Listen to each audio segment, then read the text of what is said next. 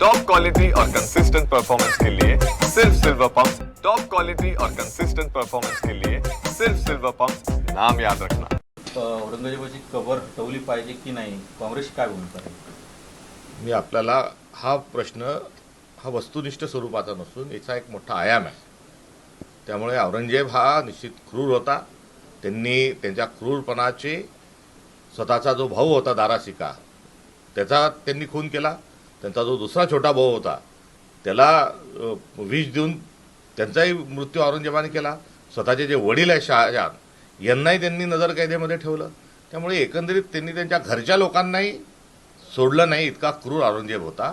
आणि अशा क्रूर माणसाची जी काही कुठे काही कबर विबर असेलही तर ती क्रूर म्हणूनच त्या ठिकाणी आहे।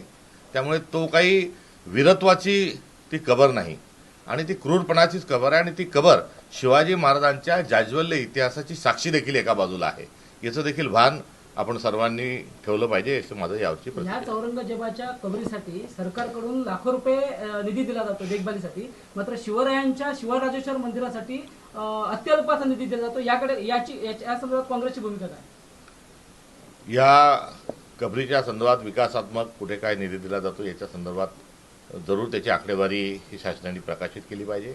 आणि राहिला किल्ल्यांच्या आणि शिवाजी महाराजांचा इतिहास जतन करण्याचा विषय, तर या विषयामध्ये महाराष्ट्राचं सरकार हे निश्चित स्वरूपामध्ये कुठेतरी कमी पडलेलं आहे। मात्र येणाऱ्या काळात हा एका सरकारचा आणि एका शासनाच्या पलीकडे जाऊन आपण हा सर्वांनी आणि समाजाने आणि सर्व पक्षांनी हा इतिहास जतन करण्याकरता गांभीर्याने पावले उचलले पाहिजे आणि याच्यावर एकमत करून आपण सर्वांनी वावरलं पाहिजे असं मला वाटतं।